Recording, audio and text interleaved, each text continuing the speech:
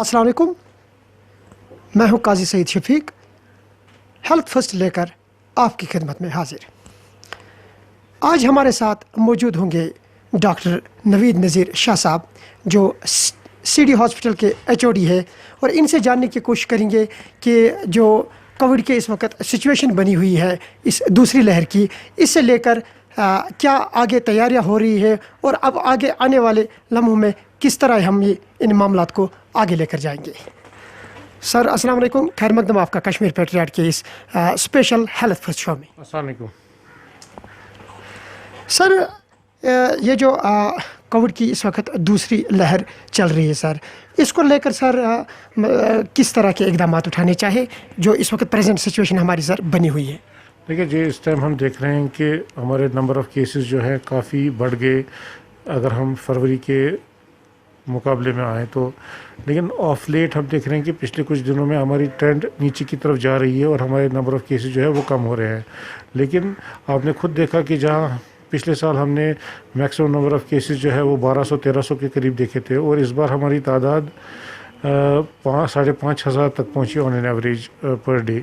तो जितने हमारे ज़्यादा केसेस निकलेंगे उतने चांसेस है कि हमारे नंबर ऑफ़ सीवियर केसेस भी ज़्यादा होंगे और उन्हीं को हॉस्पिटलाइज भी करना है। और इससे आप अंदाज़ा लगा सकते हैं कि कितना बार बढ़ सकता है अस्पतालों पे अगर ये नंबर ऑफ़ केसेस जो है वो कंटिन्यूसली बढ़ते रहे।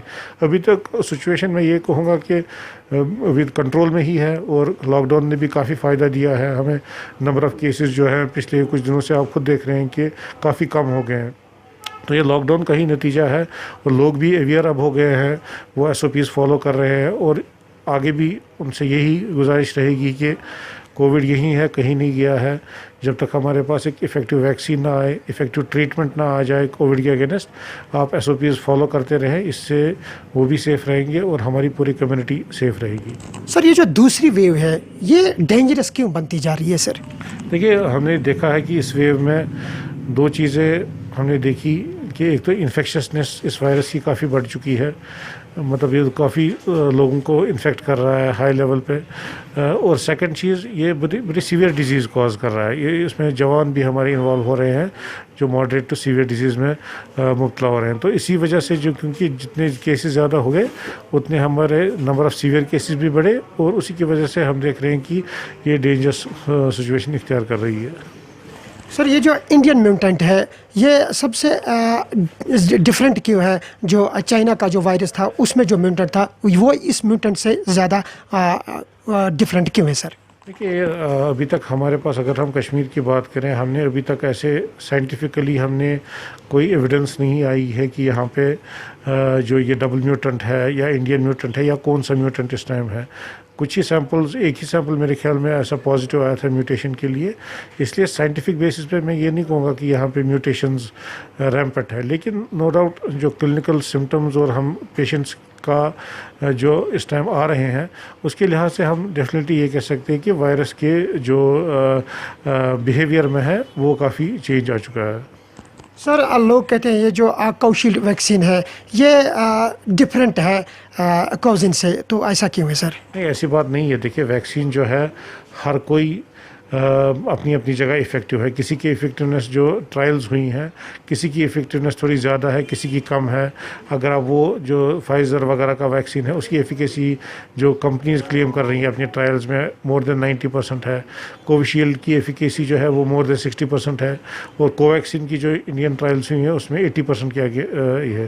तो सब अपनी जगह इफ़ेक्टिव हैं, और जिसको भी जिस चीज़ के लिए एलिजिबल हो, जिसको भी मौका मिले उसको फ़ौरन वैक्सीन लगवाना चाहिए, और इंशाल्लाह उसको प्रोटेक्शन भी मिलेगी, और वो जो सीवियर डिजीज़ है उससे वो बच सकता है। इसमें सर ये जो इस वक्त वैक्सीनेशन हो रही है ये वैक्सीन इम्पॉर्टेंट क्यों है सर? देखिए, वैक्सीन तो इम्पॉर्टेंट ये है, अगर जब हमारे पास कोई ट्रीटमेंट अवेलेबल ना हो किसी बीमारी के अगेंस्ट, तो हमारा इम्यून सिस्टम ही एक चीज़ होता है जो इस बीमारी को फाइट करने में मदद देता है। तो वैक्सीन उसी इम्यून सिस्टम को मॉड्यूलेट करने के लिए होता है, एक इम्यून सिस्टम को डेवलप करने के लिए होता है, जो हमें इस वायरस के अगेंस्ट अगर हमें इन्फेक्शन होता है उसको अगेंस्ट फाइट करने में मदद देता है। जो छोटे बच्चे हैं सर, उनको प्रिवेंट क्यों किया गया है कि ताकि वो ये वैक्सीन न करें? क्या ऐसा नहीं हो सकता है सर, ये छोटे बच्चों के लिए भी ये वैक्सीन होना चाहिए? देखिए, ये वैक्सीन जो है अल्टीमेटली हर किसी के लिए अवेलेबल होगा, क्योंकि प्रेग्नेंट लेडीज़, लैक्टेटिंग लेडीज़ या बच्चों में अभी तक इसकी सेफ्टी जो है वो असरटेन नहीं हुई है। लेकिन उस पे भी ट्रायल्स चल रही हैं, और जब ट्रायल्स कंप्लीट हो जाएंगी, ये असरटेन हो जाएगा कि ये बच्चों के लिए या प्रेग्नेंट या लैक्टेटिंग लेडीज़ के लिए सेफ़ है, वो भी इस वैक्सीन के ड्राइव में शामिल हो जाएंगे और उनके लिए भी वैक्सीन मैसर होगा। सर, जो कोमॉर्बिड पेशेंट है या जो प्रेग्नेंट लेडीज़ है, क्या उनको भी ये वैक्सीन अगर वो लगाएंगे उनमें कोई ऐसी प्रॉब्लम नहीं हो जाएगी? वो उनके लिए भी ये ठीक रहेगा इस वैक्सीन को लगाना? देखिए, कोमॉर्बिडिटी वालों पेशेंट के तो पहले ही जो ड्राइव हुई थी, उनको उसमें ही रिकमेंडेड था कि उनको वैक्सीन लगाया जाए। वो कोई भी कोमॉर्बिडिटी हो, वो हार्ट का मरीज़ हो, डायबिटीज़ का मरीज़ हो, उनमें तो इंडिकेटेड ही है कि ये वैक्सीन लगना ही लगना है। लेकिन जो प्रेग्नेंट लेडीज़ हैं, उसमें अभी इसकी एफिकेसी और इसकी सेफ्टी असरटेन हो रही है, उसके बाद ही उनमें ये वैक्सीन लगाया जाएगा। सर, जो होम आइसोलेशन के लिए इस वक्त कोविड पेशेंट्स हमारे घरों में मौजूद हैं, उनके लिए क्या मैसेज रहेगी सर? उनको किस तरह हमें केयर करना चाहिए, किस तरह उनकी लुक आफ्टर होनी चाहिए घर में सर? देखिए, जो कोविड पेशेंट पॉजिटिव आता है, उसको कंट्रोल रूम से वहाँ पे फ़ोन किया जाता है, उसको बोला जाता है कि उसके लिए वार्निंग साइंस क्या हैं, कब उसको हेल्थ केयर फैसिलिटी पे जाना चाहिए, कब उसको हेल्पलाइन कॉल करनी चाहिए, जैसे सैचुरेशन कम होना, सांस फूलना, चेस्ट में पेन होना, ऐसे अलामत जो हैं उनको एक्सप्लेन किए जाते हैं। और घर में अगर किसी को रखना है तो उसको आइसोलेट करना है, अलग रूम, अलग उसका अटैच बाथरूम होना चाहिए, और उसको कंटैक्ट में नहीं आना चाहिए बाकी फैमिली मेम्बर्स का। तो उसकी फैसिलिटी भी होनी चाहिए घर पे, तभी वो एलिजिबल है होम आइसोलेशन के लिए।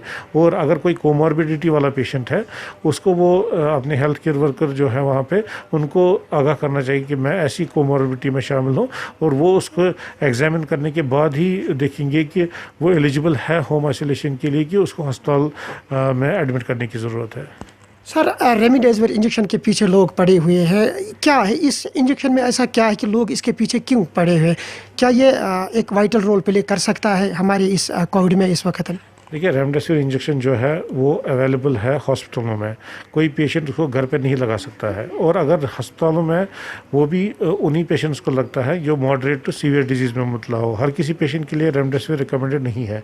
और रेमडेसिविर की जो अभी तक स्टडीज़ हुई है, उसमें ये देखा गया है कि उसका जो मॉर्टेलिटी बेनिफिट नहीं है, यानी कि वो कि डेथ नहीं प्रिवेंट करता है। हाँ, हालांकि जो स्टडीज़ में देखा गया है उसमें ये देखते हैं कि जो ड्यूरेशन ऑफ हॉस्पिटल स्टे है वो उसको रिड्यूस करता है। यानी कि अगर कोई पेशेंट 15 दिन में ठीक होने वाला होता है, रेमडेसिविर से उसका ड्यूरेशन ऑफ हॉस्पिटलाइजेशन जो है वो कम होगा, और मे बी वो 10 दिन में ठीक हो जाएगा। लेकिन ओवरऑल मॉर्टेलिटी बेनिफिट इसमें नहीं देखा गया है, और इसलिए लोगों को इसके पीछे कोई भागने की ज़रूरत नहीं है। जब भी किसी पेशेंट में इंडिकेटेड होगा, हॉस्पिटल में होगा, तो वो हॉस्पिटल से ही उसको ये दवाई प्रोवाइड की जाती है, और तभी ले जब उसको डॉक्टर साहब ये एडवाइस करें।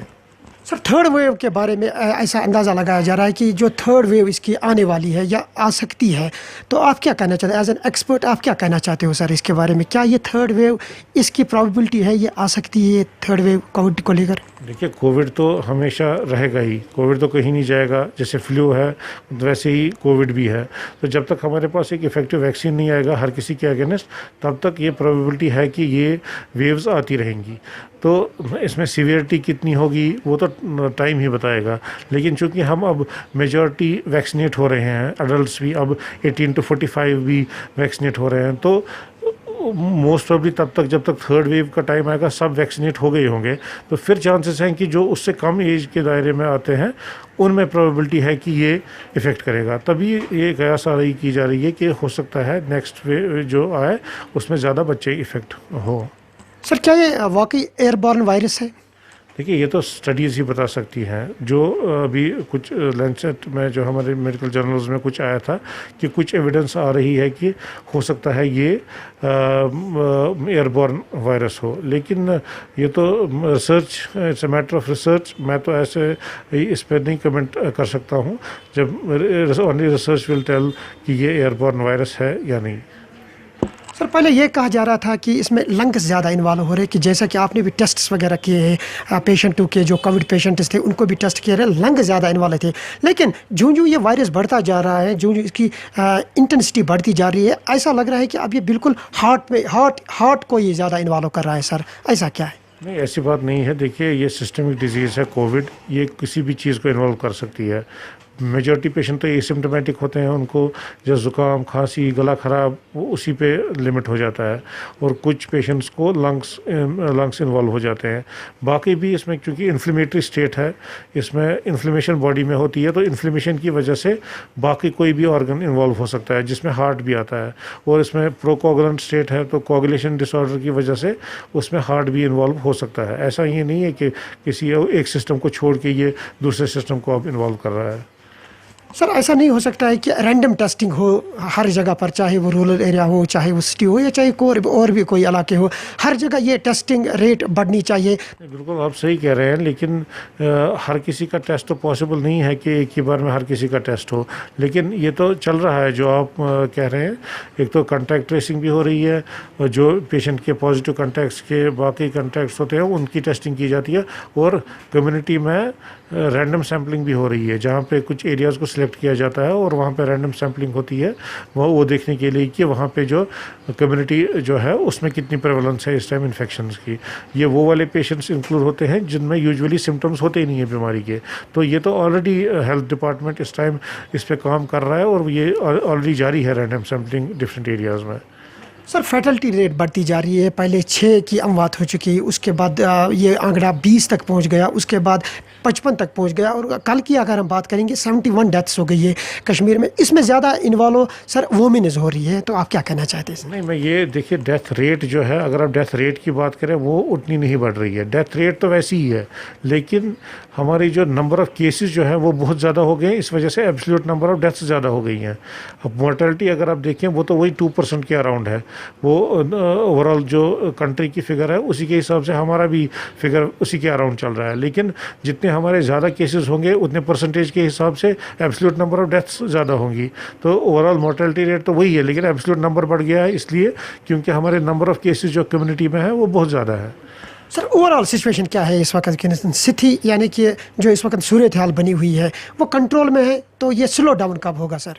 देखिए, ये तो मतलब इस टाइम तो आप देख रहे हैं पिछले कुछ दिनों में कि ट्रेंड लोअर डाउन हो रहा है।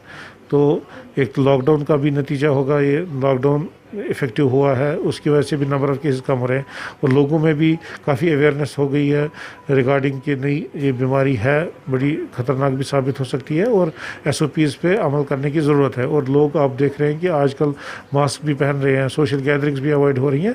तो ये एक पॉजिटिव साइन है, जिसकी वजह से हम देख रहे हैं कि हमारे नंबर ऑफ़ केसेस जो है वो कम हो रहे हैं। As an expert, as an head of the department sir, तो आने वाले दिनों में क्या लोग राहत का सांस ले सकते हैं इस लॉकडाउन को लेकर? राहत का सांस, देखिए, लॉकडाउन एक मजबूरी होती है। लॉकडाउन किसी को शौक नहीं है करवाने के, और लॉकडाउन टेम्परेरी मेजर है। लॉकडाउन तो ऑब्वियसली कुछ टाइम की बात है, वो उठ जाएगा, लेकिन लोगों को कॉम्प्लेसेंट होने की ज़रूरत नहीं है। कोविड यहीं पे है, इसलिए उनको जो SOPs है उन पे स्ट्रिक्टली अमल करने की ज़रूरत है। उसके बाद भी जब लॉकडाउन रिलैक्स होगा, अगर नहीं ऐसा करते हैं तो ऑब्वियसली ये फिर से उसी स्टेज पे हम पहुंच सकते हैं। इसलिए वैक्सीनेशन और SOPs को फॉलो करना बहुत ज़रूरी है। बहुत बहुत शुक्रिया सर, आपने कश्मीर पेट्रियाट से बात की। तो नाजरीन, ये थे आज head of the department doctor Naveed Nazir Shah साहब, जिन्होंने अपने ख़यालात का इज़हार किया, और इन्होंने पब्लिक के लिए भी ये राय दी कि कम से कम अगर आपको अपनी जान बचानी है, SOPs का खास ख्याल रखिएगा और लॉकडाउन का पालन ज़रूर करिएगा। और हमारी भी यही राय है, और हम आपसे ये कहना चाहेंगे कि ये कोविड अभी हमसे दूर नहीं हुआ है। जितना भी हम इसका अच्छी तरीके से जो गवर्नमेंट इंतज़ामिया ने हमारे लिए लाहेअमल बनाया है उस पर हम अमल करेंगे, तो इंशाल्लाह वो वक्त दूर नहीं जब ये कोविड हमसे बहुत दूर चला जाएगा। उम्मीद है जो डॉक्टर साहब ने अपने वैल्यूबल टिप्स आप लोगों के लिए प्रोवाइड किए, आप उन पर अमल करेंगे, और आने वाले वक्त में इंतज़ामिया के साथ भी आप बड़ा सहयोग और ताउन करेंगे। दीजिए अपने मेज़बान काजी सईद शफीक और कैमरा पर्सन जानन वानी को आज के प्रोग्राम से रुखसत। इंशाल्लाह अगले हफ्ते किसी और डॉक्टर साहब से आपको रूबरू कराएंगे। तब तक के लिए अपना बहुत ज़्यादा ख्याल रहेगा। साथ साथ हमारे इन वीडियोज़ को शेयर करना ना भूलिएगा। अल्लाह निगहबान।